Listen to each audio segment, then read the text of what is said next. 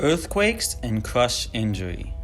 An earthquake is a dangerous phenomenon that can cause a lot of damage. In this video, we will learn what to do when an earthquake occurs, and we will go over different injuries that can happen as a result of an earthquake. How can you know that an earthquake is occurring? During an earthquake, objects will move and shake.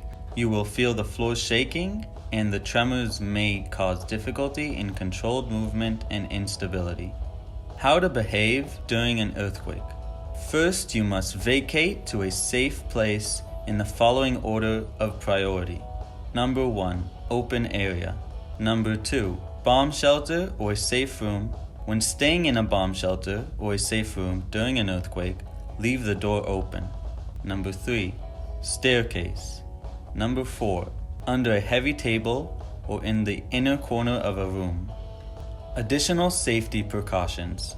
Beware of falling objects. If possible, it is recommended to turn off the gas faucet of the building and the main circuit breaker.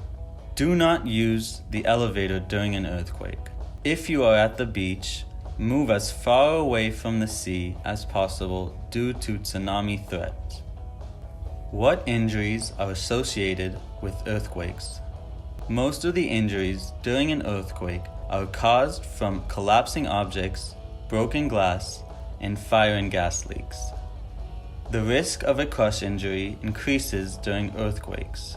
Crush injury is caused by a compression of the body tissue that harms the structure and function of cells. The severity of the injury depends on the weight of the pressing object, the duration of the pressure, and the body part on which the pressure was applied. Compartment syndrome is a condition in which increased pressure on some body tissue results in an insufficient blood supply to it. Delay in treatment can lead to nerve death, death of the muscles, and to crush syndrome.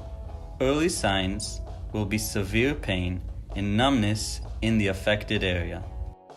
Crush syndrome is a condition in which increased pressure on a muscle harms its structure and causes destruction of cells and the release of toxic substances that may lead to multi-system trauma.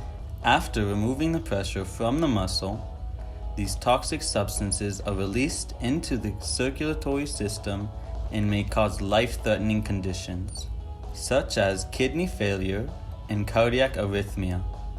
Treatment principles in case of crush syndrome. The assumption should be that every person injured by a crash may develop crush syndrome and should be treated accordingly. The treatment will include monitoring vital signs, providing fluids, appropriate drug treatment, surgical intervention when needed.